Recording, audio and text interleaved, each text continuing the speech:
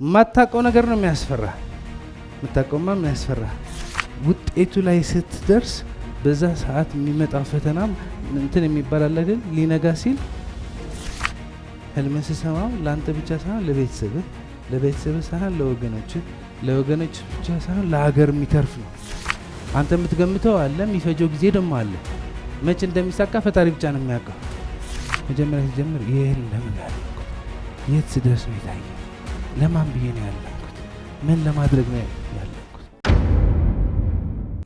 የመጀመሪያ ጊዜ ስትሞክሩ ሁሉ ሰው ሊያጨበጭብ ይችላል፣ ላያጨበጭብም ይችላል። የተወሰኑ ቢያጨበጭቡላችሁ አንድ አመት ስትፈተኑ፣ ሁለተኛ አመት ስትፈተኑ ግን እነሱ ምን ሊያደርጉ ይችላሉ? እነሱም ትንሽ መሸሸት ይጀምራሉ። ስለዚህ ተስፋ የማይቆርጠው ገበሬ ግን ወዴት ሄደ? ወደ ሶስተኛ አመት ሄደ።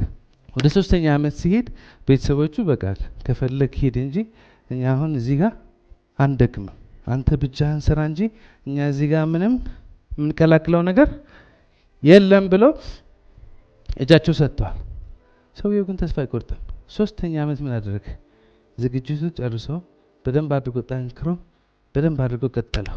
ማጠሪያ ያለበት አጠረ፣ መኮትኮት ያለበት። ምክንያቱም ባምቡ የገባው ነገር ካለ በ3 አመት ነው የሚበቅለው። 1 አመት 2 አመት መስሎት ነበረ እንጂ ባምቡ የሚበቅለው በስንት ጊዜ ነው? በ3 አመት። ቤተሰቦቹ ኑ 3ኛ አመት ይሳካልናል፣ በ3ኛ አመት በደንብ አድርገን እናሳካለን ቢላቸው አልሰማ ብለዋል። እሱ ግን ይሄ ስለገባው 3ኛ አመት ከማንም ጊዜ በላይ ማለት ነው ጠዋት የተነሳ ማታ መሆን ያለበት የሆነ ማዳበሪያ ውሃ አድርጎ ሰራና የዚህ ሁሉ ልፋቱ ታይቶለት ማለት ነው። ከ3 አመት ስቃይ በኋላ መሬት ይሄ ሁሉ የሰጣት በሚገርም መንገድ የሚገርም መልስ ሰጠችለት። የሚፈልገው ምን ይባላል?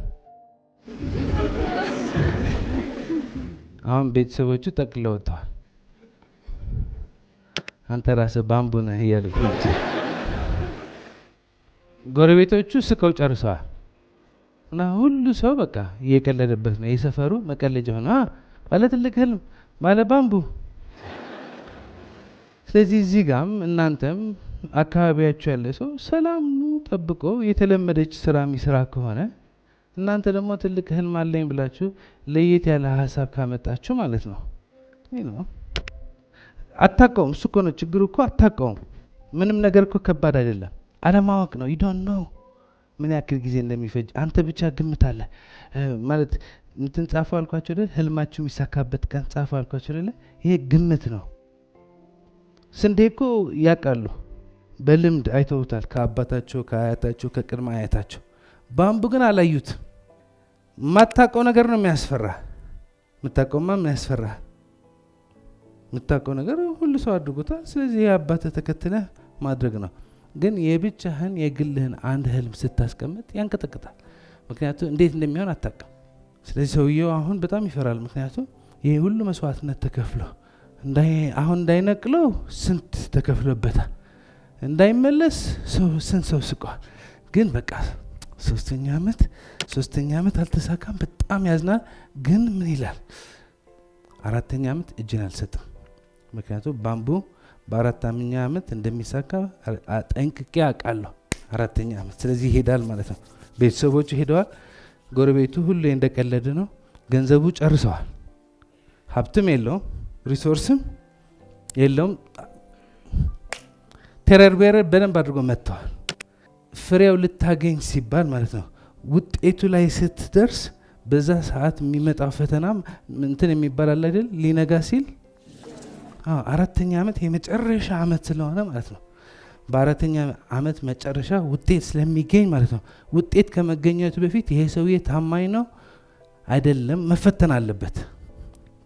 ስለዚህ 4ኛ አመት ገንዘብ የለውም፣ ግንም እንደምንም ብሎ የሚያስፈልገው አጥር፣ የሚያስፈልገው ማዳበሪያ፣ የሚያስፈልገው እንክብካቤ ብቻውን ማንም ሳይረዳው ይሄዳል፣ ይሰራል።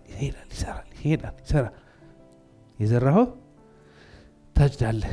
ስለዚህ በደንብ አድርጎ ስለዘራ በደንብ አድርጎ ደግሞ ስለተከባከበ በ4ኛው አመት መጨረሻ ማለት ነው አንድ ጎል መጀመሪያ ለሱ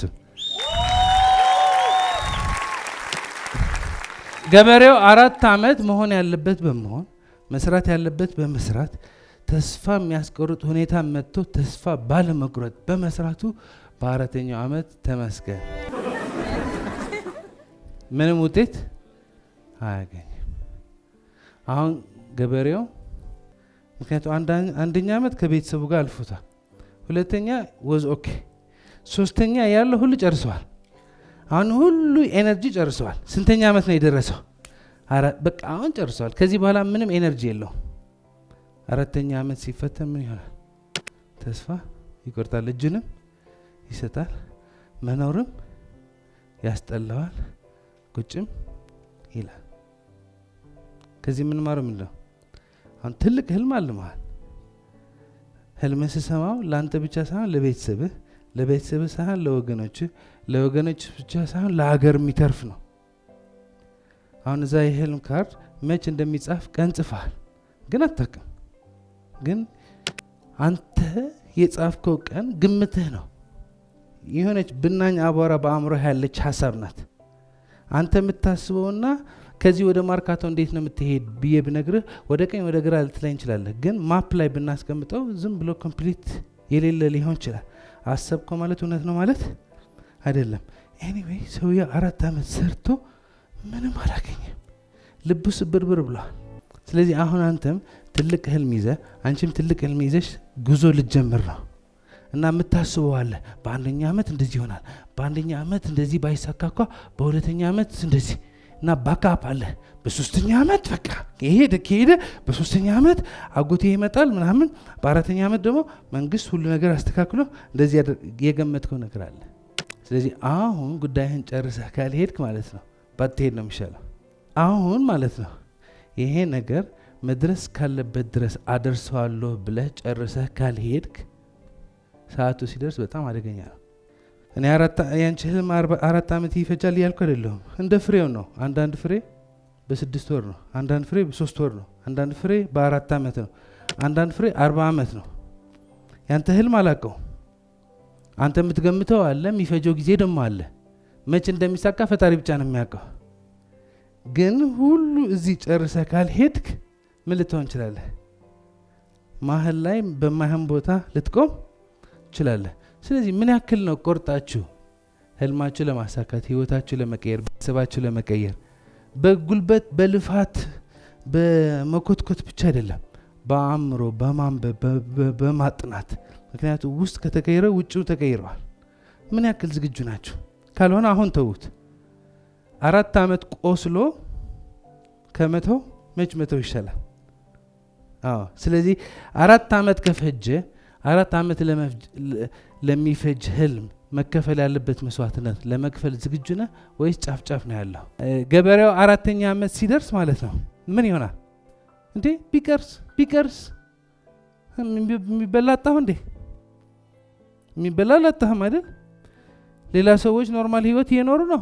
እኔ ትልቅ ህልም ለዓለም መትረፍ ቢቀርስ ረሞት ይቻለኛል መኖር ቢቀርስ at a certain point ዝናብ ደግሞ ይመጣል። የሆነ ወይ ደግሞ ዝናብ ይጠፋል፣ ወይ ደግሞ የሆነ ሰላማዊ ሰልፍ አለ፣ ወይ ደግሞ የሆነ የመሬት ሽንሸና አለ። something happens።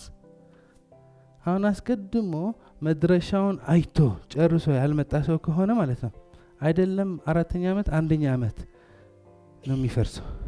ይሄኛው ገበሬ ግን 4 ዓመት ሙሉ እጁን አልሰጠም። 4 ዓመት ሙሉ ቤተሰቦቹ ትተውት ሲሄዱ፣ 4 ዓመት ሙሉ ጎረቤቶቹ የሚፈልጉት ነገር ሲያገኙ፣ 4 ዓመት ሙሉ ሌላ ሰዎች መጥተው ሲቀልዱበት ንቅንቅ አላለም 4 ዓመት። አሁን ግን በዛበት። ትልቅ ህልም አልሟል፣ ይቻላል ብሎ አስበዋል። 4ኛ ዓመት ግን ህይወት እንዳስበው አልሄደችም። ኪሳራ በኪሳራም ሆነዋል። ለወደፊትም ይሳካ ላይ ይሳካም አያውቅም። ስለዚህ አሁን ግራ ተጋብቷል፣ ድክምም ብሎታል። አይቻልም ማለት አይደለም፣ ግን በቃ ደከመው። ቴሬር ቤሬ በደንብ አድርጎ ምን አድርጎታል መጥቶታልና በቃ መሄድ አይፈልግም። የሆነ ምንም ብትሉት ምንም ሞቲቬት ብታድርጉት ማለት ነው ሰውነቱ አልንቀሳቀስ ብለዋል። ስለዚህ ምን ያደርጋል? ይጨንቀዋል። ግን እዚህ ጋር የሆነ ጊዜ ብቻውን ይወስዳል።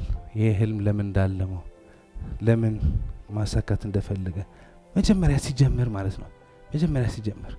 መጀመሪያ ሲጀምር ይሄ ህልም ለምን ነው ያለምኩት? የት ስደርስ ነው የታየኝ? ለማን ብዬ ነው ያለምኩት? ምን ለማድረግ ነው ያለምኩት? እኔ እንደሱ ነው ያደረኩት። 5 ሚሊዮን ለመክፈል ሲጀምር በደንብ እየሄድኩ ሄድ ማለት ነው። የሆነ ሰዓት ያሰብኳቸው አይሳካም፣ የሰራሁባቸው አይሳካም። ሙሉ ቀን ሰራ ነው ሙሉ ሌሊት ሙሉ ሰራ ነው ሙሉ፣ ግን ውጤት እኔ እንደምፈልገው አይመጣም። እና የኔ ትኩረት ውጤቱ ላይ ነበረ። ውጤት ላይ ነበረ። ስራው ላይ ሳይሆን አገልግሎቱ ላይ ሳይሆን የኔ ትኩረት ምን ላይ ነበረ? ውጤት 1 ሚሊዮን በወር ላይ ነበረ እንጂ የኔ ትኩረት ምን ላይ አልነበረ? አገልግሎቱ፣ መሬቱ ምን ያስፈልጋል፣ እህሉ ምን ያስፈልጋል አልነበረ። እና እዛ ስላደረኩት እየደከምኩ እየፈረስኩ መጣሁና ከዛ ግን ተመለስኩ። ይሄንም ከባድ ነው። ከዚህ በፊትም እንደኔ ያሳካ ሰው በኢትዮጵያ ውስጥ አላቅም፣ አይቻልም። ግን ለምንድነው የተመለስኩና ስመለስ ማለት ነው፣ ወደ ኋላ ስመለስ ተስፋ የቆረጥኩበት ሰዓት አየሁት፣ የደከምኩበት ሰዓት አየሁት፣ ሞት የመረጥኩበት ሰዓት አየሁት።